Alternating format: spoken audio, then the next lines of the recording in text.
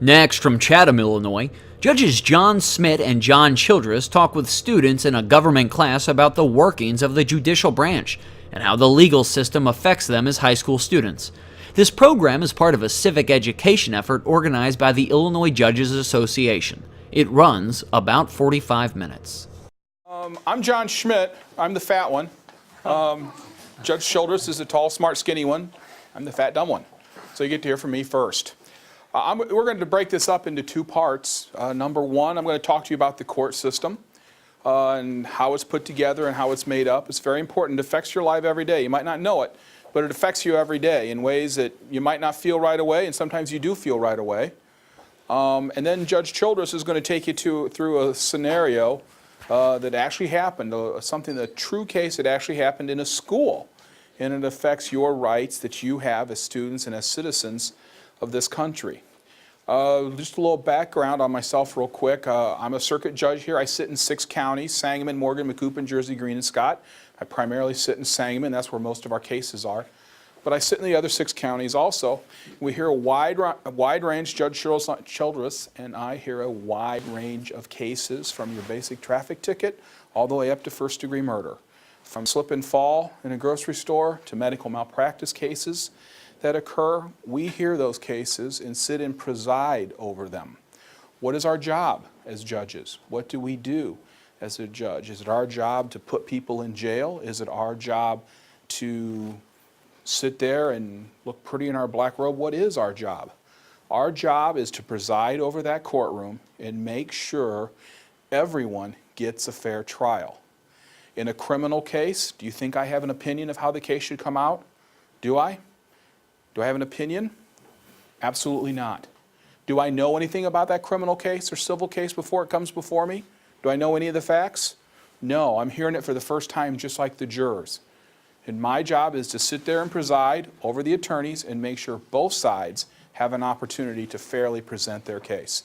And that's what you want, because if you have a controversy with someone, you want to be able to go to a courtroom and let your side come out. And that's what we do every day, be it a speeding ticket, be it a murder case, be it a malpractice case, be it a fall. That's what we do. That's what we do. Now I'm going to talk to you about, our government's broken up into 3 sections: legislative, executive, and judicial. Who's more important? Who's the most important? Who? They're all important. That's right. Each and every one of them is equal. There is no part of the government more equal. That's a bad term, an Orwellian term. There's no part of the government that is over the other part of the government. The president isn't over the Supreme Court. The Supreme Court isn't over the Congress. The Congress isn't over the president. They're separate branches of government, and they're all co-equals. And it only works when they work together. So I'm going to talk to you about Article 3, the courts, for a second. Anybody recognize the guy on the right side of the screen? Who's that? Steven Tyler. What does he do? What did he do? I think he quit. If I recall my conversation with my wife correctly, I think he quit. But what's he do? Well, what's he do on American Idol? Okay, who's the guy on the left? He is a judge. That's right, a judge. But who is he? Could Steven Tyler walk through what? I haven't been in White Oaks Mall in ages. Could he walk through White Oaks Mall without attracting a crowd? Huh? Don't think so. They'd be on him, wouldn't they? They'd be wanting to talk to him. Think that guy could walk through the mall and not gather a crowd? Yeah. Who is it? He's a Supreme Court guy. That's right. Which one? There's 9. You got 1 of 9. So who is he? Well, it's not hard for me to forget his first name, John. Okay? His last name, Roberts. He's the Chief Judge of the United States Supreme Court.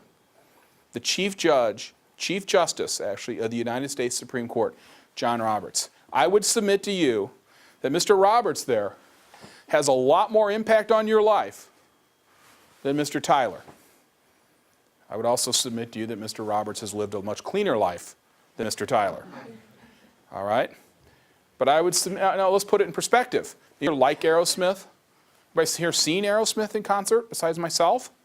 I mean the real Aerosmith. Anyone? Okay, well, see, I'm showing my age a little bit there.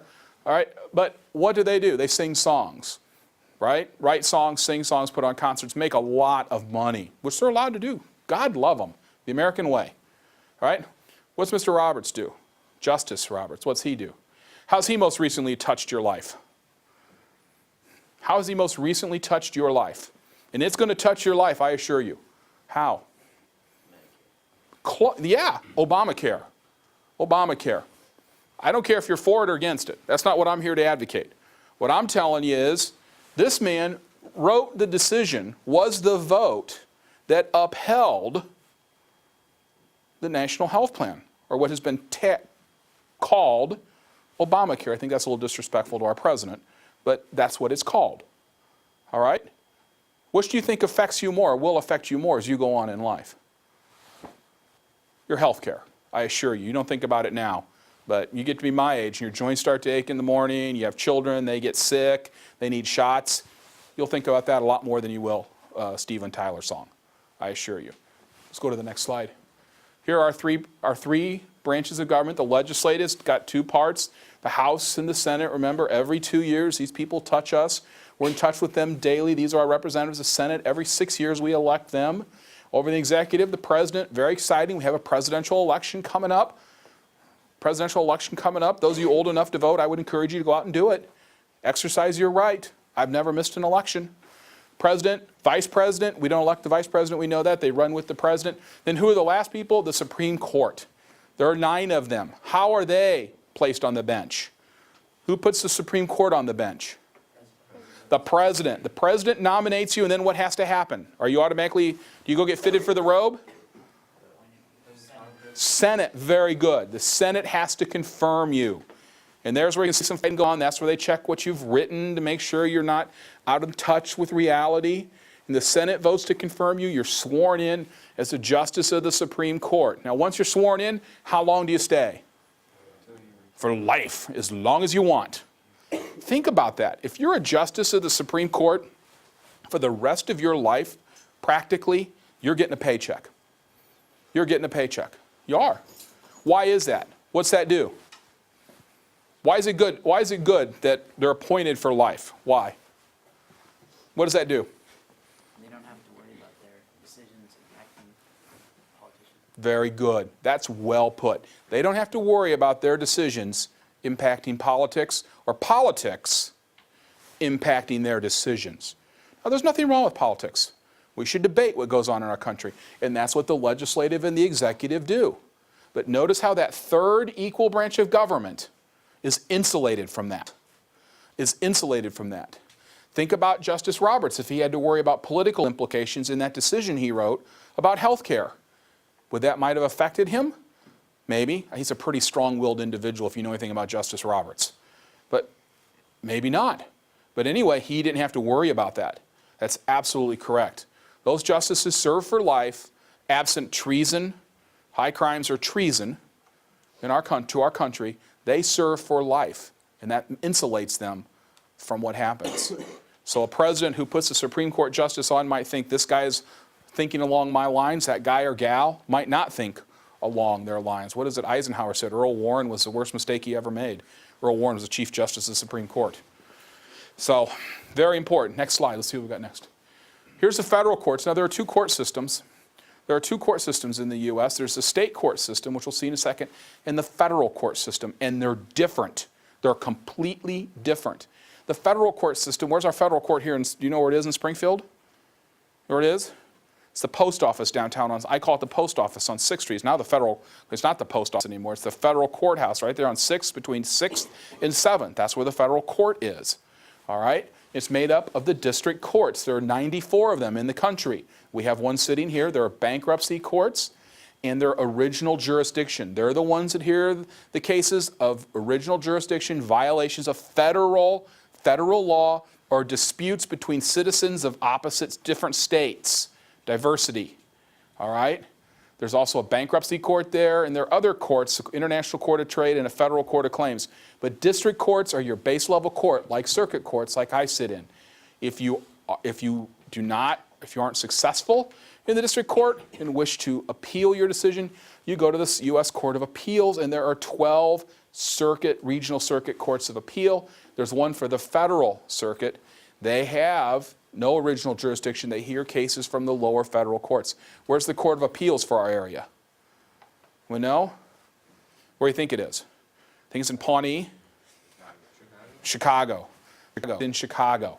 So you go up there, it's called the Seventh Circuit, all right? And then the United States Supreme Court. What's important to remember about the United States Supreme Court?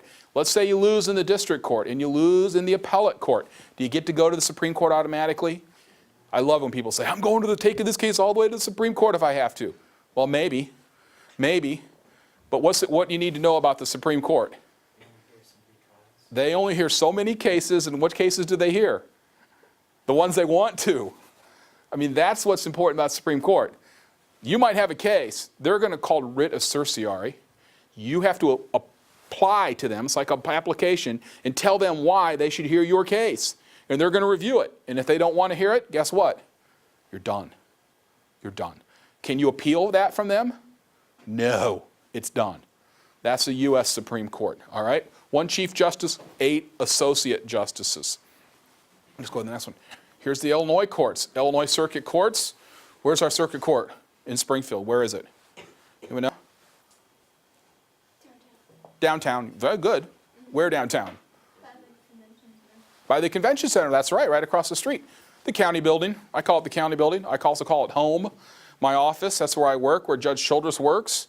All right? Now, there are original jurisdictions. We have 23 circuits. The largest circuit's Cook County, Chicago. But all the rest of the circuits are broken up. Here, remember I told you we're in the 7th Federal Circuit? We're also in the 7th Judicial Circuit for the state. That makes it really easy. One number to remember, 7. Most common number on dice also. So easy to remember, okay? We hear everything, like I said, from speeding to murder, original jurisdictions. You don't prevail, where do you go? The Illinois Court of Appeals. All right? Now, where do they sit? Where's the Court of Appeals? Is that here in Springfield? Huh? They are. Recognize that building? That is their building. Yeah, that is their building. Do you recognize that building? As you go down Monroe Street, right before you get to the Capitol, it's on the left-hand side of the street, or the north side of the street. They sit here in Field for the 4th District. They encompass, how many counties, Judge Childress? 46? Close to it, I think. Yeah, 40-some counties for the appellate court. It's a band across the middle part of Illinois. So if you have a case in the Illinois Circuit Court from, say, Danville, and you get a bad decision that you wish to, you get a decision you believe is incorrect and you wish to appeal, you come to Springfield. Now, if you don't like what you get out of the appellate court, you go to the Supreme Court. Now, we have 7 justices in our Supreme Court. How are our justices on the Illinois Supreme Court put in place? How? Governor. Good thought process, but incorrect. Some states are like that. How are our justices put in place? They're elected. They're elected. The 7 districts, there are 7 of them, and they're elected. Now, the biggest one is Cook, and they get 2. They get 2. Then there are 5 that come for the rest of the state, from all the way to the northwest corner, all the way down to the southern tip. All right? They follow the appellate area. So we have one from the 4th District. You know our Supreme Court Justice from this area? Do you know her name? Would know?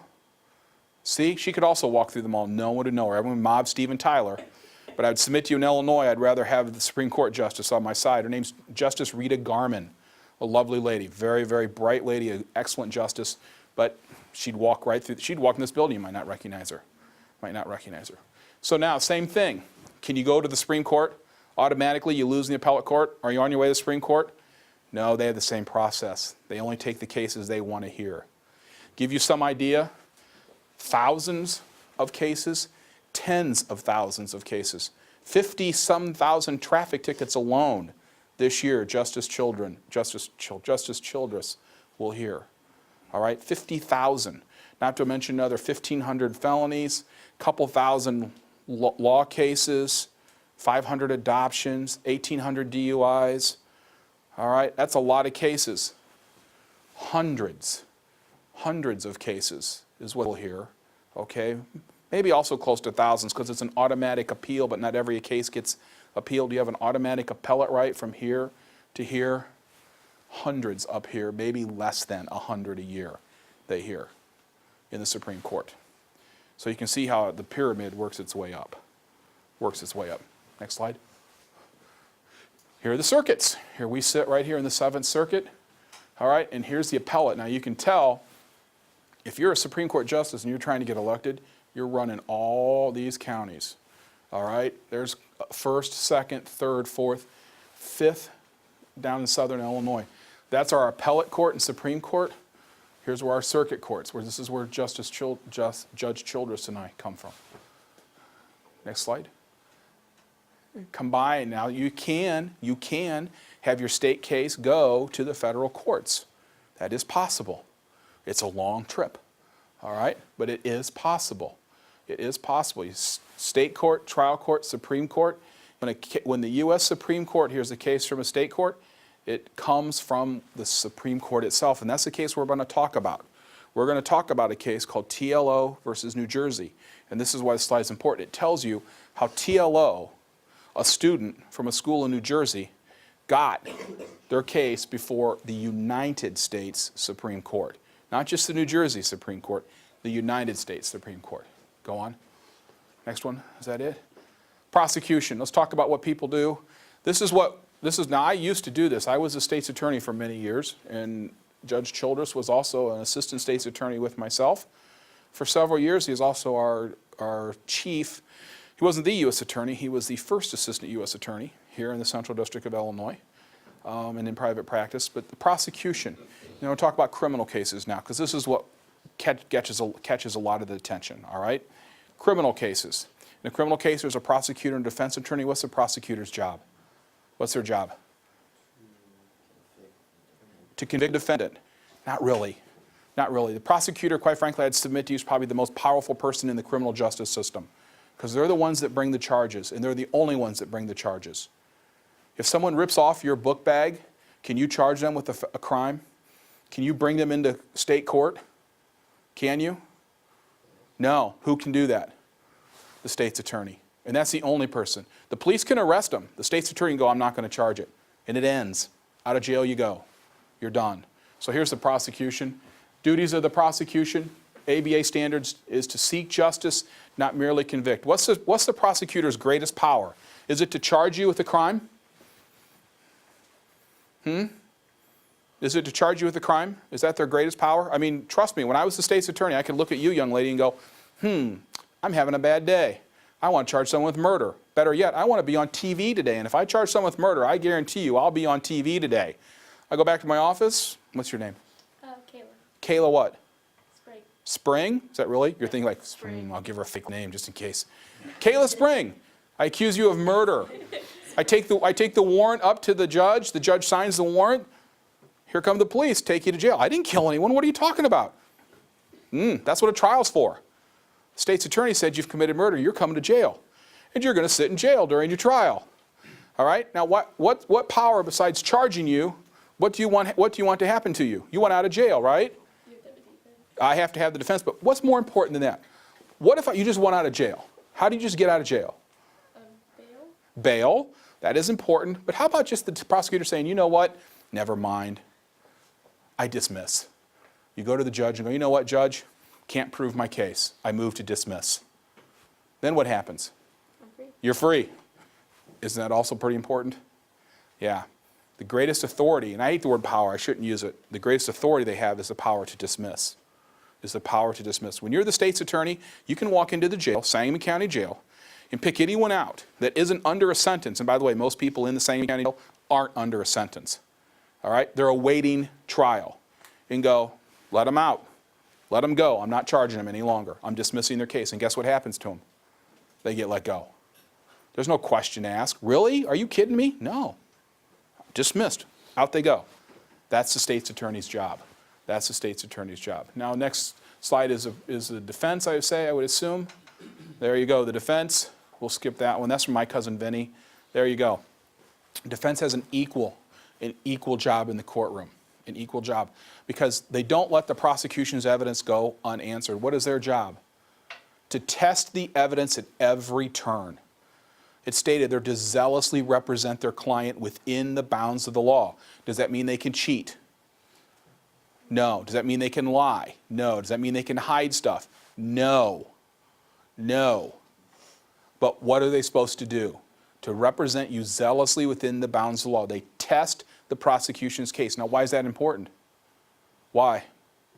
Remember that prosecutor we talked about that can just bring charges that they want? Do you want them to be the final word? No, no. Miss Spring here will be in jail. And it's not going to be good, all right? Because she's innocent. You want someone that will test the case. And that's what the defense attorney's job is to do. It really is. You know what? You watch TV. You know, TV purposely portrays them poorly. If you ever watch TV shows, defense attorneys, do they ever have on, outside of they call, like you hire one. But if you ever look at how they portray public defenders on TV, they're usually in, you know, lousy suits or sport coats like I've got on today. They're downtrodden. Really, if you get charged with a crime, your public defender is probably your best friend. Now, they're not going to take you home and hold your hand, but legally, they're your best friend. They're your best friend. All right? And we'll talk about this a little bit. Do you get a public defender for speeding tickets? When do you get a public defender?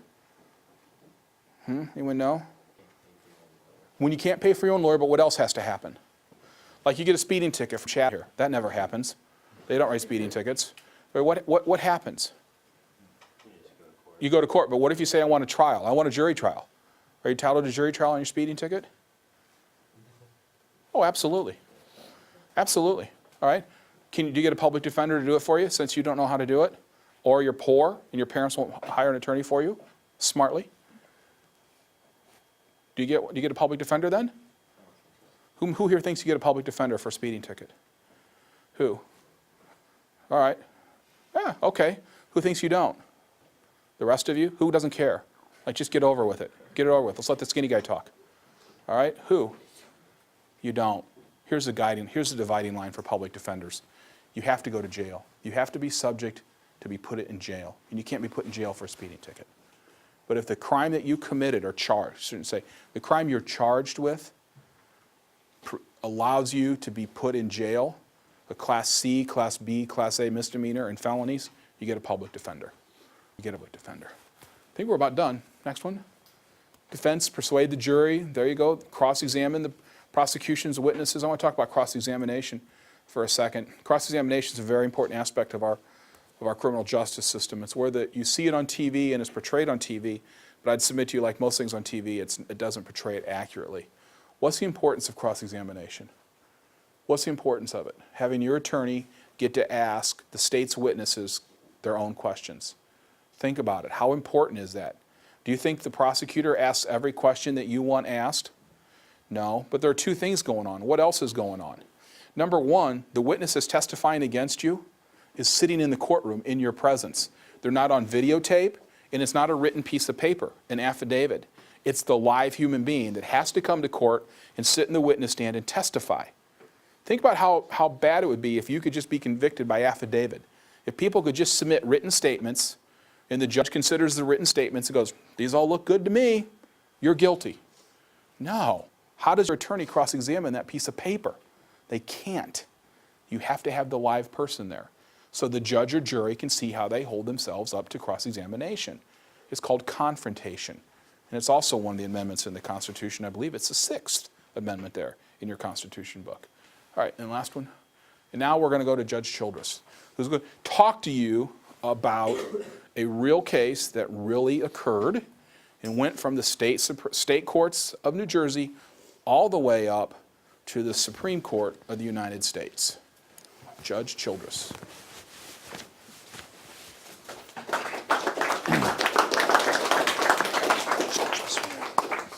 Hey, Judge Schmidt, thanks very much, guys. Good morning, and thanks for hosting us. Where's your teacher, Mr. Welch? Thanks very much for having us. Appreciate it. This part of the presentation is interactive, so be prepared to come up and help me out. Be prepared to ask me questions, and here's why. The part we're going to talk about right now impacts all of you. I guarantee it, okay? So first thing I want to do is get a volunteer. Young lady, would you come up for a second? Come on up. Make sure you bring your purse, okay? Okay. All right.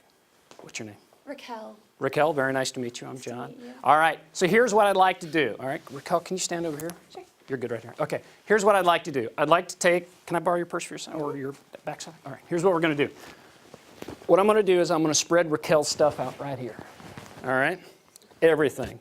And then we're going to all line up, and we're going to take turns going through it. All right, we're going to go through your cell phone, look at all your texts, we're going to hit your pictures, we're going to go through your wallet, and then we're just going to kind of just talk about it, talk to our friends about it, do whatever we want. Everybody good with that? No. How do you feel? Oh, wait a second. You're not? No. How come? Because it's my stuff. Because it's your stuff. That's exactly right. All right. Thank you very much. All right. Now let me ask this question. Guys, for your wallets, your cell phones, ladies, for your purses, who would be okay with that? That we just open your stuff, we'll shake it out, and we'll see what we can find. Anybody? Anybody good with that? Nobody's good with that, right? Not for me, somebody you don't know, or anybody in authority, right? Police officer, school official, principal, teacher, all right? So now let me ask you this. What stops that from happening? I get lots of blank looks. Maybe we should do it. Come on, what stops that from happening? I just barely heard the touch of an answer. The Fourth Amendment? The Fourth Amendment, that's exactly right. The Fourth Amendment. So when you think to yourself back in your head, this has got absolutely nothing to do with me, you could not be more incorrect. And the reason is the Fourth Amendment protects everybody, all right? Literally. This is why people cannot go through your belongings. This is why I cannot show up, young lady, your name? Kim. That is why I cannot show up on Kim's doorstep. Hey, Kim, I'm here to toss your room. I'm taking your drawers out, turn them upside down, and we're just going to look, see what you got. That's why, okay? Automobile, house, personal belongings, all those things, all right? This is why. So now let's try to understand a little bit about it. I need I need an aspiring actor and an aspiring actor. Oh, I saw you smile, so you're in. Come on up, come on. See, the trick is to avoid eye contact. Maybe you won't. How about you, young man? All right. You are going to be a criminal defendant. What's your name? Lauren. You're a future criminal defendant. Not quite yet, but you just got caught. You, sir, Lauren, right? Your name? Ryan. You are in a position of authority, all right? All right. So here's what happened. You're going to read, and I'll be the principal. You're going to be teacher. We're going to pass this around, all right? So now you got to read it like you mean it. You smell like smoke. Have you been smoking? That'd You be can't smoke in here. That was pretty good. All right. Beautiful. I'm a student. You're the student. Me? No way. I don't smoke. Deal. Oh, you're done. If that's your denial, it's over. All right. I don't believe you. Give me your backpack. We're going to the principal's office. All right.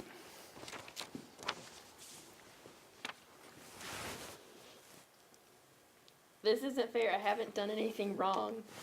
All right. So now, it's to you and I. You did an excellent job. Thanks. Okay, so now I'm the principal. Hand it over. Hand me your purse over. You've broken a rule. I want those cigarettes. Things are getting bad for you. You have to be kidding me. I didn't do anything wrong. Besides, you don't have a warrant. You can't look in my bag. She's throwing a little law at me. I like it. We're going to search it. I search it, and what do you think I find? Weed. What do I find? Weed. Marijuana, right? All right. Good job. Thanks very much. A little round of applause for our actor and actress. Very nicely done. Very nicely done. All right. So, yeah, please. All right, you can run all the way, all the bolts. There you go. All right, so that is what you just saw in skit form, okay? Real case, real student, real principal, real Supreme Court, all right? So what happened was TLO, initials obviously, because she's a juvenile, all right? So her identity is protected. Gets caught smoking, and for her it rolls downhill from there, all right? So the principal searches her purse, looking for cigarettes, finds cigarettes, but also, while in the purse, finds rolling papers. And what are rolling papers used for? Many times. I think I heard dubage. I know what that word means. Marijuana, right? All right, to roll marijuana cigarettes. And he also finds something else. He finds lit. Keep rolling down there. There you go, plastic bags, pipe, large amount of money, and documents implicating the students in marijuana dealing. So if you take plastic bags, lots of cash, and drug records, what are we thinking? What do we think TLO's involved in? Make a little extra money, right? All right, dealing drugs at school. All right, so next slide, please. All right, so it starts in the juvenile court of New Jersey. So now we know that TLO, like our actress here in class, knew a little law. She said, whoa, whoa, whoa, you got to have a warrant before you look at my stuff, which is consistent with what we talked about, right? I can't get in your purse. I can't get in your phone. I can't get in your wallet, right, without some reason, right? And everybody knows what a search warrant is, right? It's a document authorized by a judge that establishes magic words. Anybody know? Probable cause, okay? A reason to believe a crime has been committed, all right? So she takes her case to the Juvenile Court of New Jersey, done. Takes her case to the Appellate Division of New Jersey, done. Takes her case to the Supreme Court of New Jersey, gets overturned. Says, you're right. They violated your Fourth Amendment rights, right? This all comes back to the Fourth Amendment. Supreme Court of the United States, that's where we are.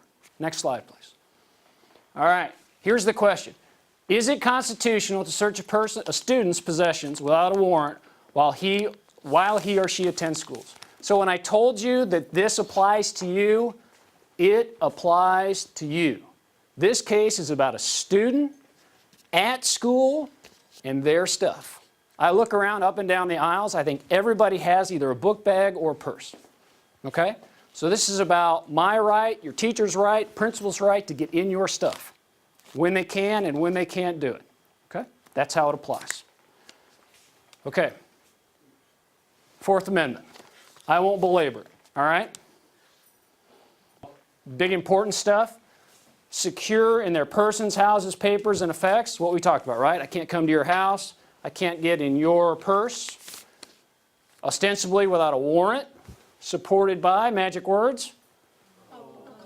Excellent. All right, next slide, please. Okay, there's two questions. Was the search justified, and was the scope of the search reasonably related to the circumstances? Next slide, please. Okay? What do you guys think? Was the search justified? Who thinks it was perfectly fine to do what they did to TLO? Put yourself in her shoes. Who's good with it? Having had that happen to you, who would have said, I'll just put that down to a bad day. Maybe my parents won't hear about it. It'll all work out. Who is of that opinion? Nobody. Who, if they're in TLO shoes, a little comfortable? Anybody? Yeah? Generally uncomfortable? Sure. You're thinking, really? They can do this? All right, so let's talk about that. Reasonable suspicion. You got to think about this as a ladder, okay? Probable cause is at the top. If there's probable cause, you and your things can be searched. Reasonable suspicion, a little less to start a search, okay? Remember, the first thing the principal does is what? Looks in the, what's he look in? Right, the purse, exactly. Your name, young man? Michael. What gave him reason to look in the purse? The girl smelled like smoke. Smelled like smoke. All right, so when you smoke, not that anybody does in this room, what do people who smoke look, smell like? All right, they smell like cigarettes, right? Or they smell like smoke. What else? Eyes get red sometimes, maybe, for a new smoker. Really hardcore, serious smoker, nicotine stains, whatever. With all these things, now we're going to assume that smoking is not okay on campus, all right? So, is that reasonable suspicion to believe that a rule's been broken? That she comes off smelling like smoke, or maybe is even seen smoking? Young lady, what do you think? You think so? Okay. She was seen smoking on campus, right. In the case, it was in the bathroom. That's exactly right. And that's a great question, right? That's a jurisdictional question. All right, give me the next one, please. All right, was the search reasonably related to the scope, or related in scope to the circumstances? There has to be a connection between what is searched and how it's searched and what you're searching for. And let me give you an example. Young man in the back, come here. Yeah, you. Come on up. All right, what's your name? Michael? Michael, come on over.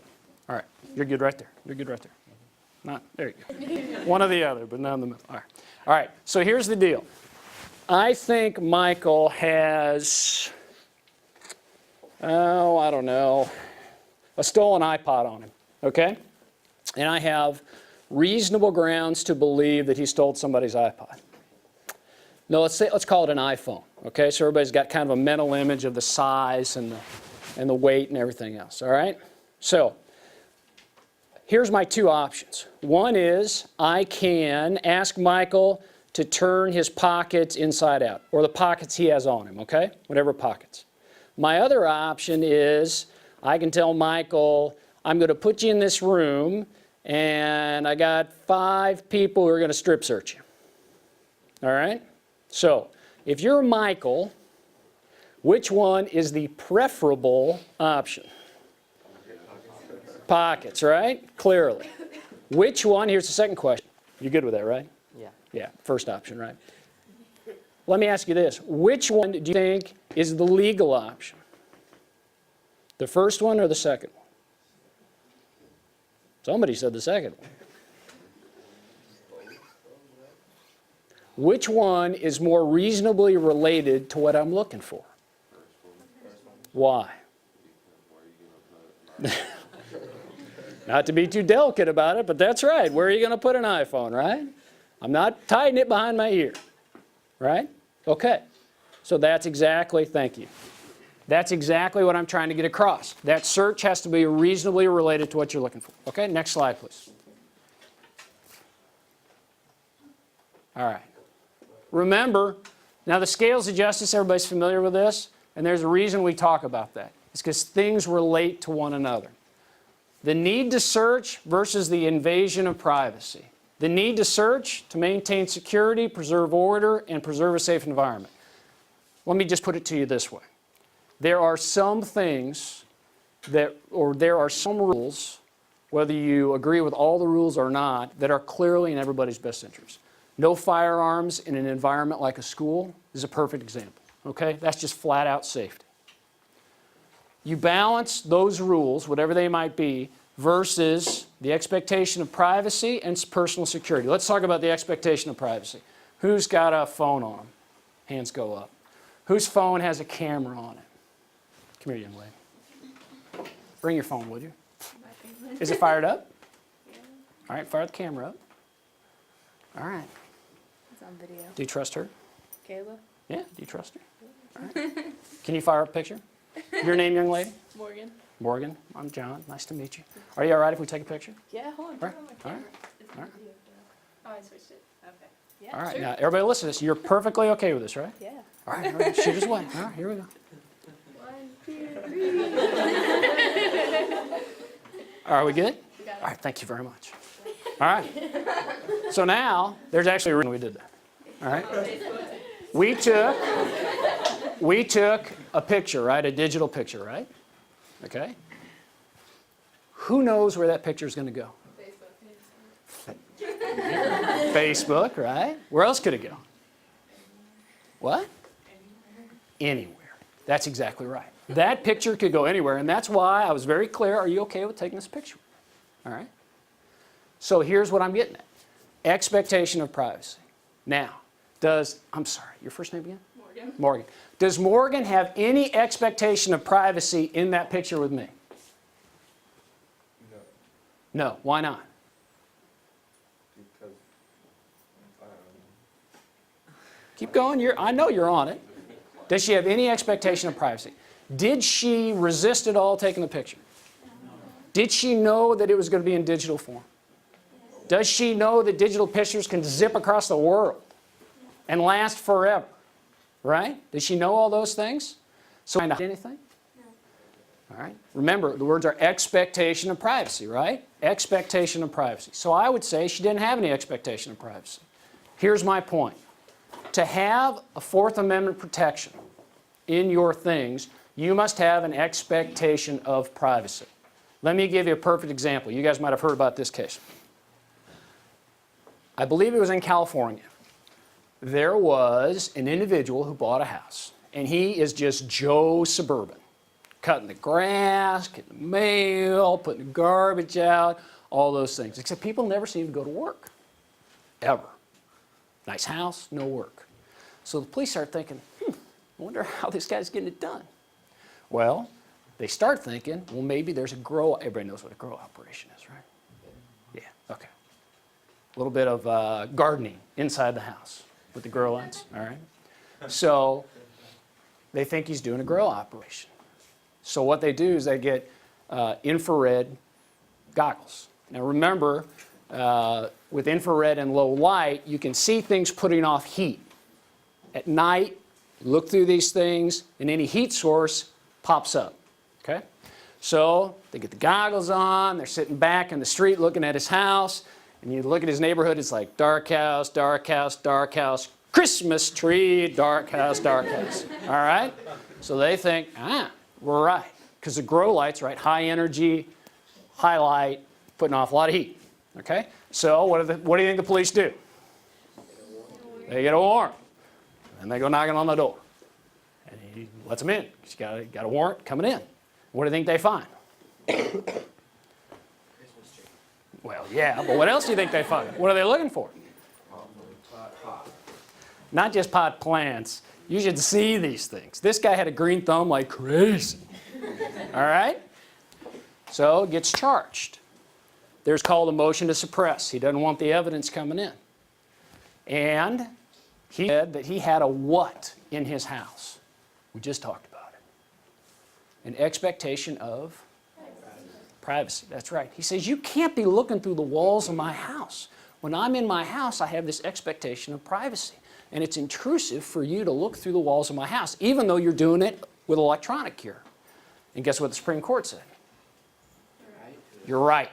You're absolutely right. So when you think expectation of privacy, think that. Think taking a picture with an old guy versus sitting in your own house. Okay? One, you got no expectation of privacy. On the other, you do. Can I have the next one, please? Mr. Welch, how much time do we have? We only have a couple of minutes, but we can go into overtime. All right, I'm going to... No problem. I know. No overtime. I got you. No, we can go. I know. Okay. These issues come up with you guys as well. Who's an athlete in this room? Who participates in some kind of athletics? Do you guys get, do you have the possibility of getting tested, drug tested? Yes. The answer is yes, whether the school's in it or not. HSA, right? All right, so that's another, touches you, way it touches you, in some schools for extracurricular activities. Next slide, please. You think I was kidding about the strip search? Not so much, okay? All right, well what's that, what does that topic does that raise that we talked about? We talked about the reasonableness, right? The relationship, remember my iPhone example? Right? Okay, next slide please. You think this affects you guys? Yes. It's all straight up the middle for you guys, right?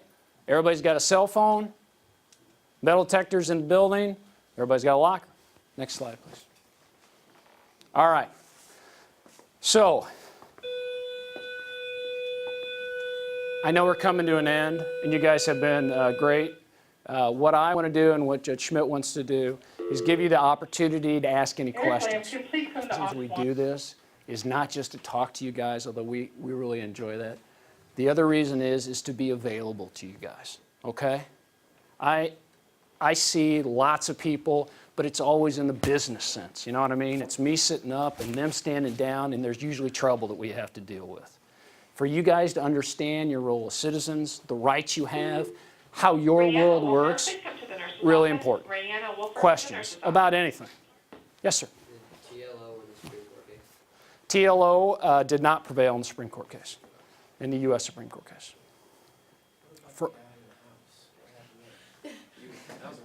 All right, that's great. That's right, I didn't finish it off, did I? Well, I told you that the court upheld the motion to suppress. So what happens, there's something called the fruit of the poisonous tree. all right? And that's a fancy way of saying that if evidence is seized in violation of the law, the police can't use it, or the prosecution can't use it. So no charges were brought against him. Okay? Yes, sir. Will there be an occasional Fourth Amendment case in the Sangamon County building in the Seventh Judicial Circuit? Many- Any Fourth Amendment cases? Many times. Because remember, we talked about the Fourth Amendment applies to vehicles. Okay? Many's the time people get pulled over for DUI or get pulled over for a traffic stop and things are found in the car, right? And they get charged with that. That's a pure Fourth Amendment case. And again, there's the motion to suppress, like the guy had the grow operation in his house. They say, you can't use this against me. And the reason is it was in violation of the Fourth Amendment. And those come to Judge Schmidt and to me. And those are the decisions we make with the exact same information we talked about. Okay? Exactly. Any other questions about anything? Yes, ma'am. Say you get searched and you know you don't have anything on you. Is it better to be like hold your Fourth Amendment or just let them search you? You know? That is a fantastic question. I will say this. I think professionally, as a judge, and personally too, it is utterly someone's right to exercise their constitutional privileges. It really is. And I, as a judge, judges, in addition to presiding over trials, sentence people as well. People that are found guilty, they come back before us, and we decide with a lot of discretion about what happens to them. Sometimes that's the Department of Corrections, sometimes it's probation, it's a lot of different varieties. And we work hard to fit the sentence to the crime.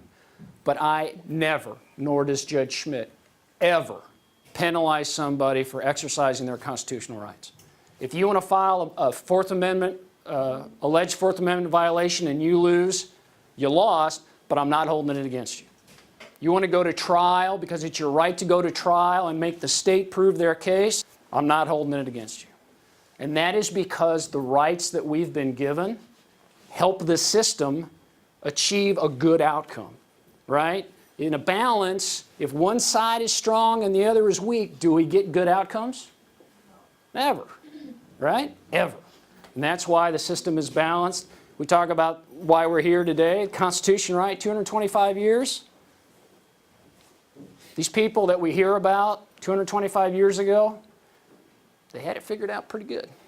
And it's worked for us well up to now. That's a horribly long answer to your question. But, so, yes, sir. If you could add anything to the judicial process, what would you add as a resource to both sides of the question, prosecution and defense, or to judicial resource? What would you add that if we could afford it, what would be better for the system overall, systemically, you know? If we could add something, and I don't know that it's so much of a financial thing, I would try to add a layer of understanding, and it's this, that in a courtroom, whether you're talking to a judge or whether you're talking to a jury, I would tell people to be as plain-spoken and as direct as you can possibly be.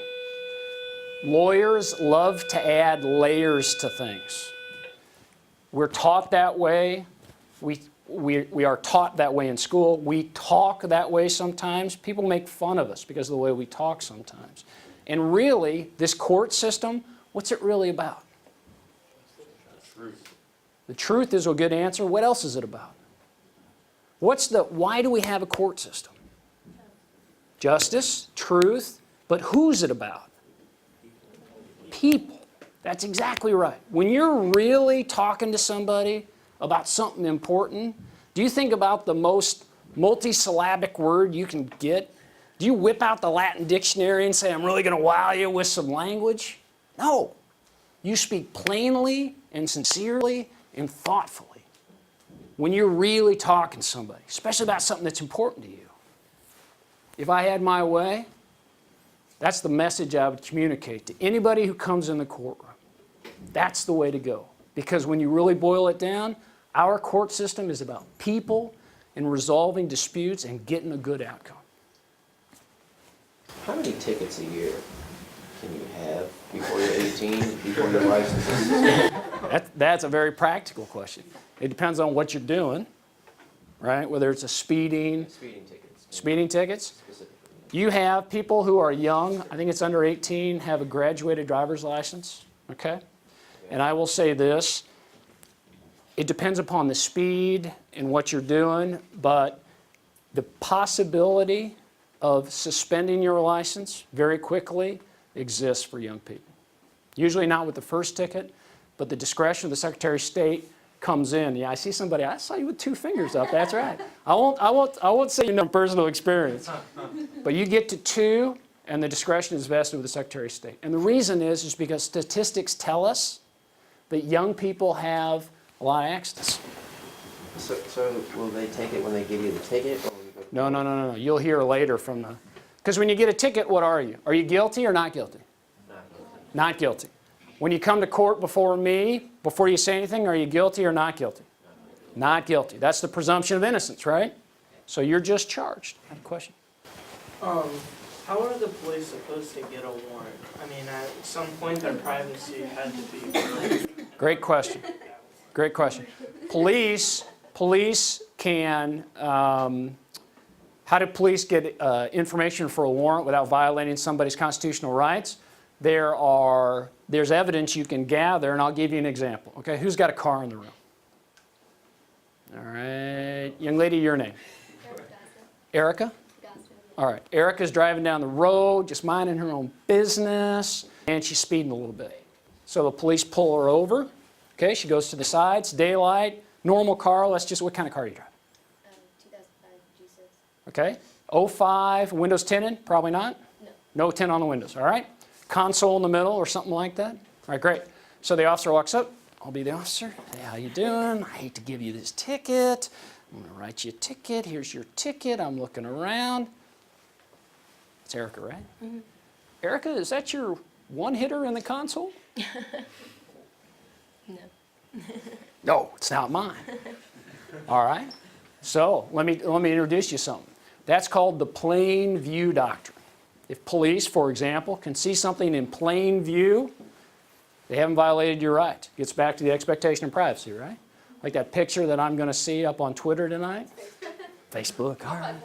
Excellent. I want you got to give me your Twitter so I can follow. You know what I mean? Morgan_10. I'm on it. All right. So that's the plain view. Okay? That's an example how officers can gather evidence. Odds are Erica's going to get charged with possession of drug paraphernalia. All right. Any other questions? Guys, thank you so much. Really appreciate it. You're watching the Illinois Channel, an independent nonprofit corporation formed to provide gavel-to-gavel coverage of Illinois state government and other public affairs events taking place across Illinois.